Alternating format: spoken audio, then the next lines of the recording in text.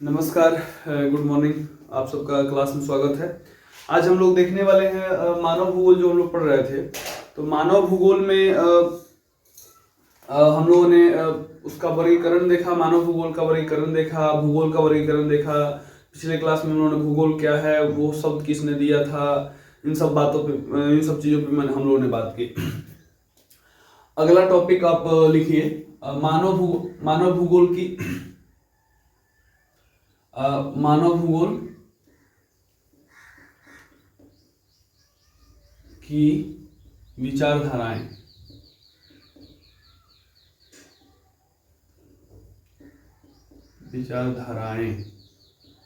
ठीक। अब थोड़ा सा इसमें तीन विचारधारा हम लोगों को पढ़ना है। मानव भूगोल में मुख्य रूप से तीन विचारधाराओं को हम लोगों को पढ़ना है, जो जैसे जैसे हमारे सब्जेक्ट का विकास हुआ, जैसे जैसे भूगोल का विकास होता गया है, जैसे इस प्रकृति का, जैसे हमारे समाज का विकास होता गया है, वैसे वैसे अध्ययन की विचारधाराएं या दृष्टिकोण कह सकते हैं। आपके बुक में कहीं कहीं उपागम शब्द दिया हुआ। उपागम का मतलब होता है दृष्टिकोण, देखने का जो नजरिया है, दृष्टिकोण। ठीक। तो मानव भूगोल के अध्ययन के तीन दृष्टिकोण हैं या उपागम है, या आप कह सकते हैं कि मानव भूगोल में तीन विचारधाराएं प्रचलित हैं। सबसे पहली विचारधारा जो है वो कहलाती है पर्यावरणीय निश्चयवाद। पर्यावरणीय निश्चयवाद या केवल निश्चयवाद या केवल नियतिवाद। सबसे पहले इस विचारधारा को हम समझेंगे कि पर्यावरणीय निश्चयवाद, नियतिवाद या केवल निश्चयवाद क्या है। उसके बाद दूसरी विचारधारा है संभववाद।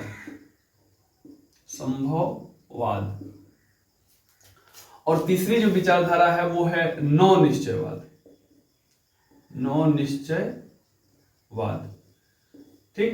तो सबसे पहले हम लोग बात करेंगे पर्यावरणीय निश्चयवाद। आज इसी टॉपिक पे हम लोग बात करने वाले हैं कि पर्यावरणीय निश्चयवाद क्या है।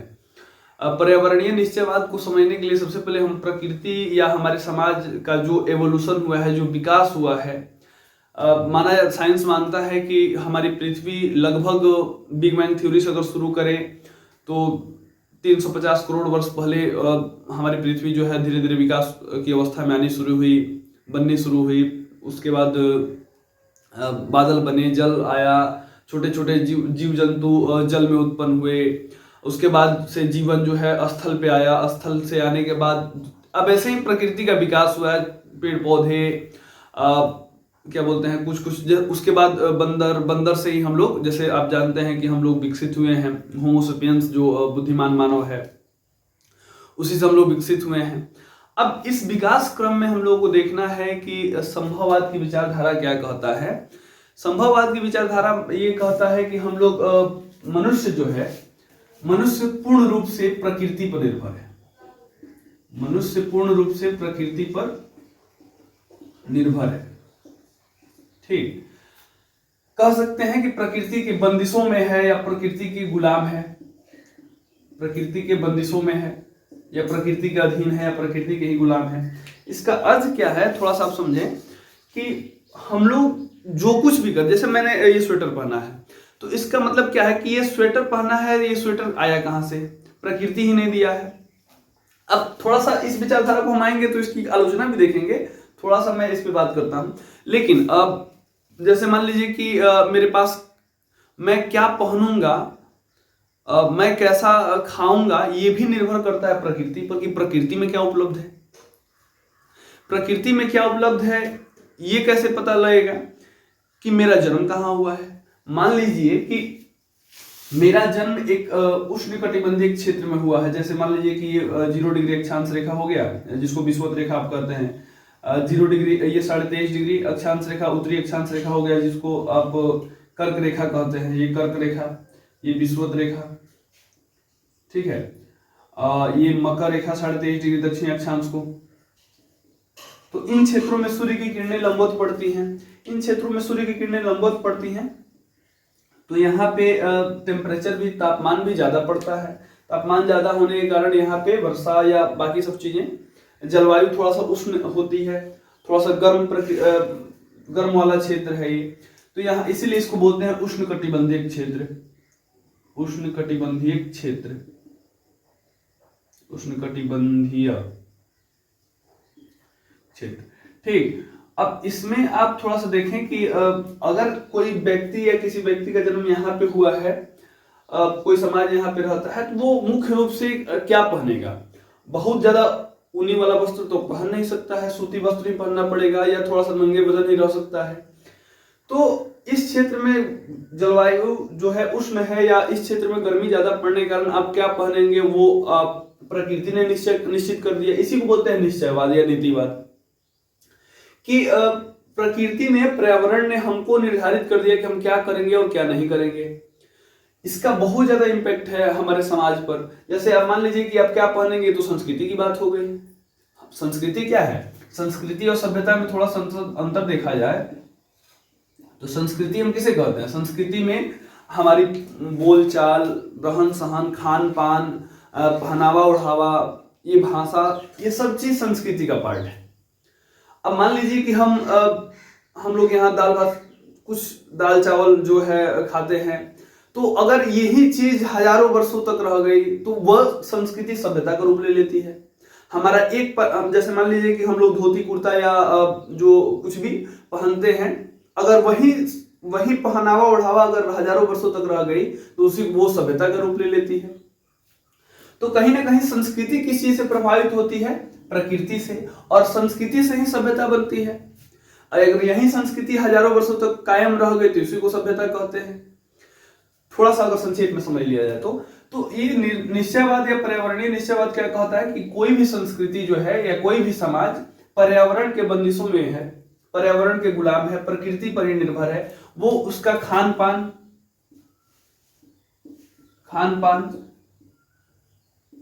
पहनावा ओढ़ावा, मतलब वस्त्र आभूषण कैसे होंगे उसके। मान लीजिए किसी क्षेत्र में सोना पाया ही ना जाए तो वहां पे लोग क्या आभूषण पहनेंगे, किस चीज का पहनेंगे? अगर तांबा पाया जाता तो तांबा का पहनेंगे। तो हमारा जीवन कहीं ना कहीं प्रकृति से ही निर्धारित हो गया है यहाँ पे। थोड़ा सा अगर इसको और ज्यादा डिटेल में थोड़ा सा बात किया जाए, हम लोग इस टॉपिक पर बहुत बात करने वाले हैं। तो अगर आप देखें कि अगर कोई व्यक्ति मरुस्थलीय क्षेत्र में पैदा हुआ है, जैसे अगर भारत की ही बात की जाए तो भारत का जो पश्चिमोत्तर भारत है, राजस्थान वाला जो क्षेत्र है, मान लीजिए कि थोड़ा सा ये ऐसे, तो राजस्थान वाला जो हमारा यहाँ से क्षेत्र है, तो यहाँ पे और जो अरब वाला क्षेत्र है, अरब में भी मरुस्थलीय इलाका है, राजस्थान में भी मरुस्थलीय इलाका है, जो हमारा थार मरुस्थल है। तो यहाँ और वहां में अब जब देखेंगे आप तो कल्चर इतनी सिमिलर है दोनों की, अरबी कल्चर और राजस्थान की कल्चर बहुत सिमिलरिटी है। मतलब पहनावा में, जैसे आप एक एग्जांपल ले तो राजस्थान में भी देखेंगे आप कि वहां पे टर्बन बांधने का, पगड़ी बांधने का जो रिवाज है। अरब में भी आप देखेंगे तो अरबी लोग वो मतलब कपड़े से पूरे ढके रहते हैं, वो सर में कुछ बांधते हैं। तो ये दोनों चीज क्यों है?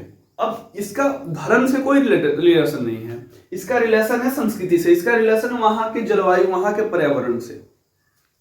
अब राजस्थान में आप देखेंगे तो राजस्थान में जो है वहां भी पूरा बालू है, मरुस्थल है, हवाएं तेज चलती होंगी, पूरा बालू उड़ता होगा, तो इसीलिए केस के मतलब सुरक्षा के लिए, और यहाँ भी केस की सुरक्षा के लिए लोग टर्बन बांधते हैं। महिलाओं में पर्दा प्रथा है।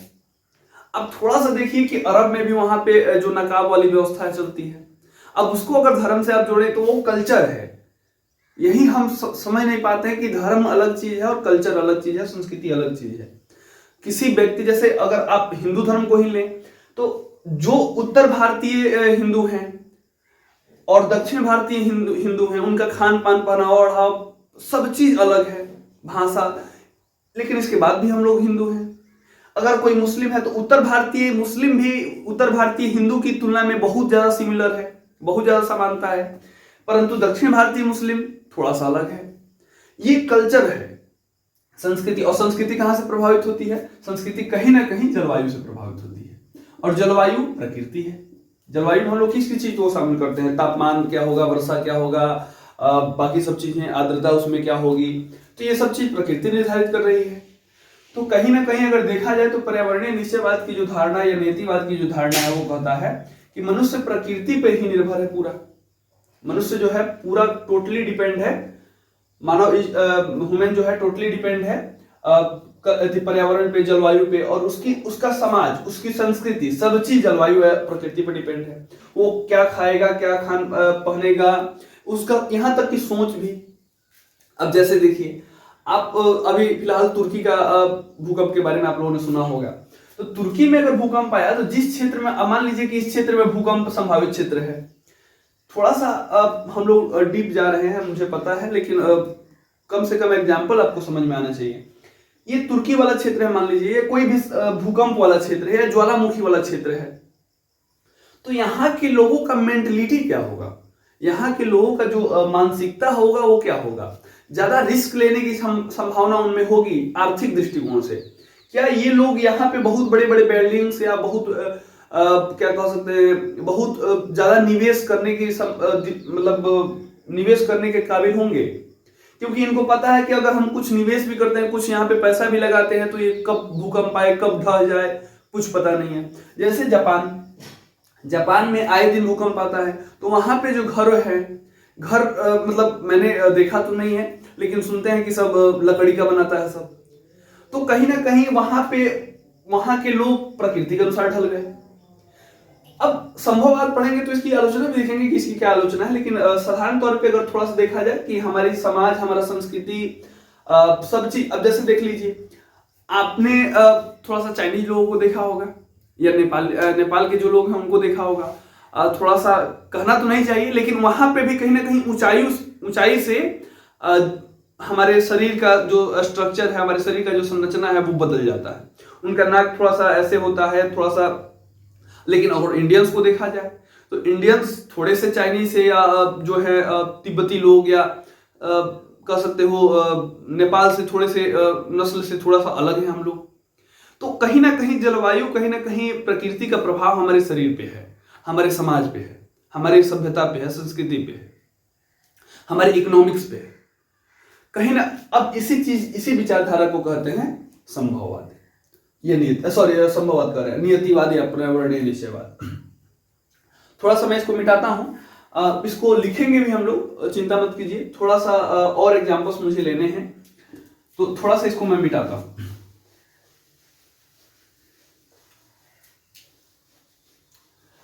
अब जैसे अगर हम बात करें कि जो पर्यावरणीय निश्चयवाद या नियतिवाद की जो विचारधारा है, इसका विशेषता क्या क्या होगा, अब थोड़ा सा देखें। तो विशेषता अगर क्या होगा, अगर विशेषताओं की बात की जाए, विशेषता, तो विशेषता में तो सबसे पहली विशेषता यही होगी कि मनुष्य प्रकृति पर निर्भर होगा। मनुष्य या मानव प्रकृति पर निर्भर होगा।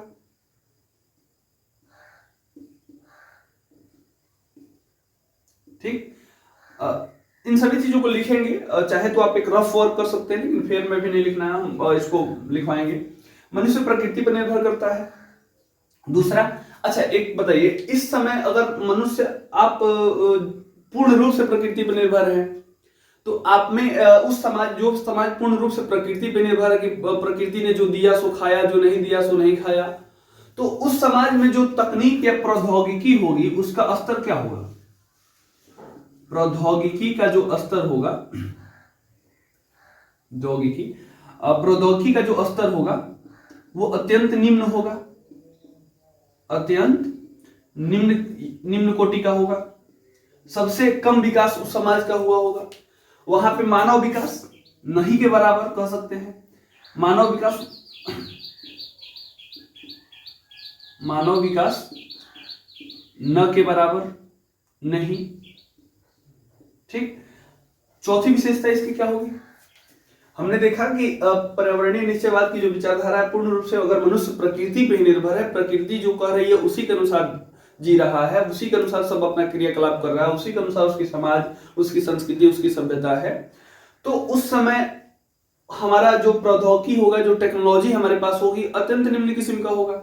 यहाँ के लोगों का विकास बहुत कम हुआ होगा।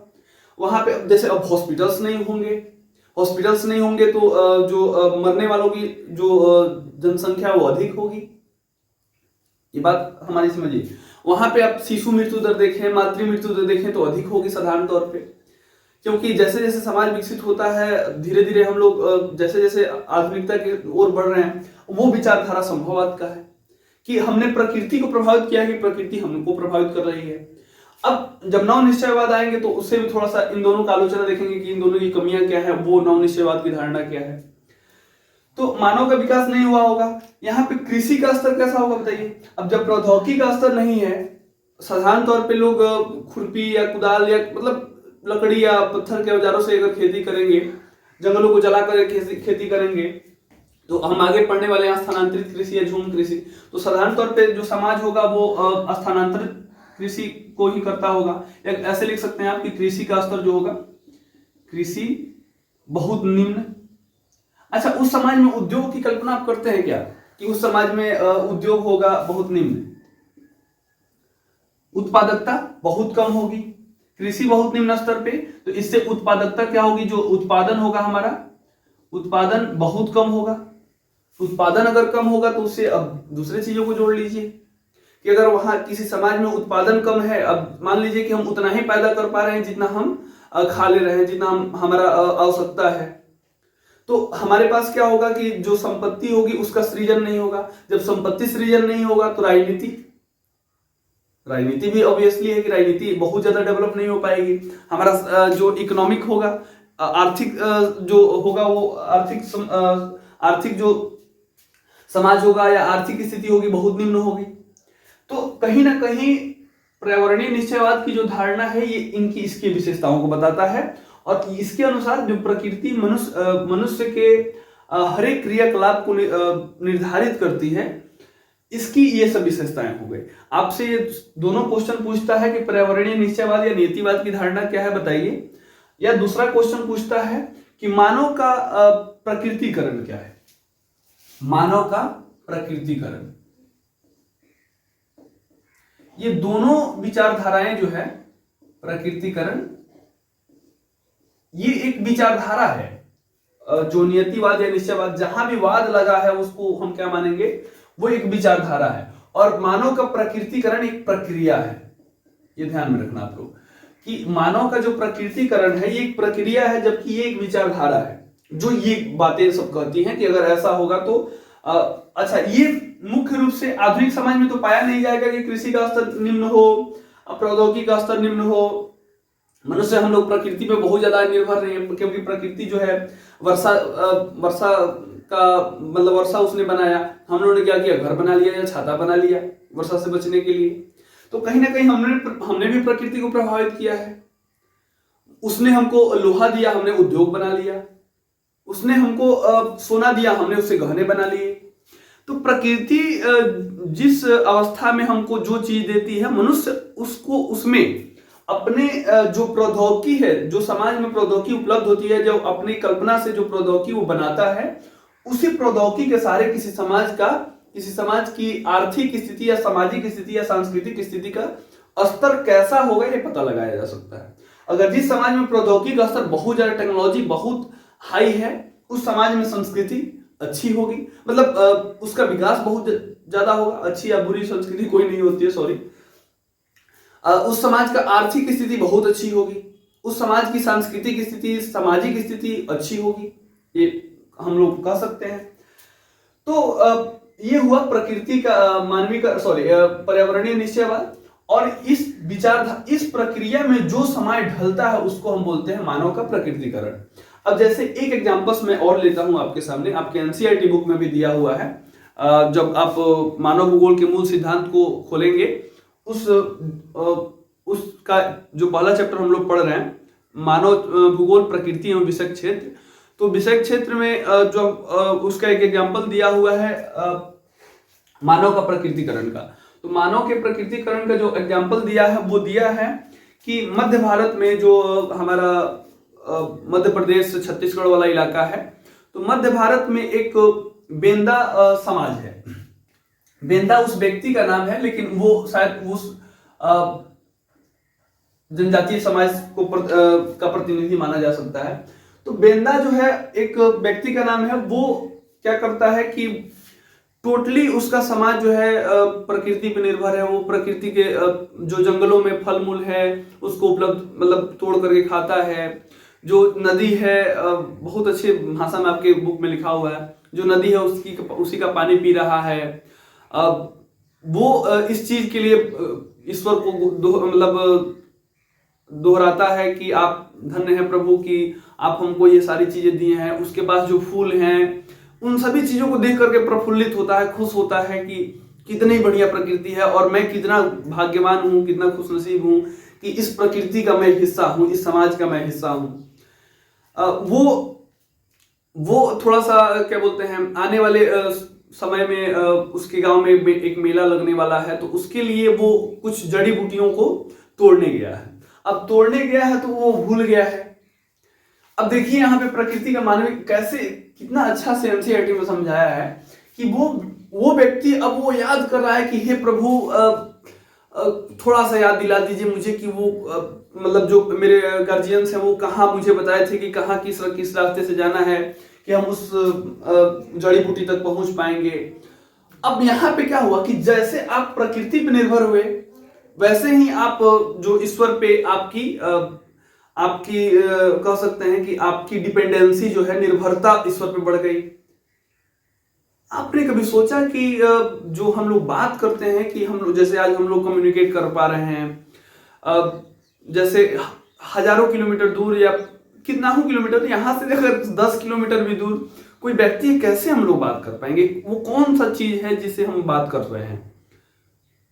मोबाइल का आविष्कार किसने किया होगा? तो इसने तो क्या हमको तो ईश्वर या प्रकृति ने हमको क्या दिया था और उससे हमने मोबाइल बना दिया। हमारी टेक्नोलॉजी देखिए, तो कहीं ना कहीं नियतिवाद या जो निश्चयवाद की धारणा की विपरीत संभववाद की धारणा है। संभववाद कहता है कि नहीं, प्रकृति हमको प्रभावित करती है लेकिन हम लोग प्रकृति को ज्यादा प्रभावित करते हैं। इसका एग्जांपल्स हम लोग बहुत सारा लेंगे। आज के क्लास के लिए इतना ही। अगर कोई प्रॉब्लम हो, इसमें कुछ समझ में ना आया हो तो प्लीज पूछ लीजिएगा। और अगले क्लास में हम लोग संभववाद की विचारधारा और नव निश्चयवाद की विचारधारा क्या है पहले इसको लिखेंगे, उसके बाद इन दोनों चीजों को हम लोग डिस्कस करेंगे। Thank you for watching.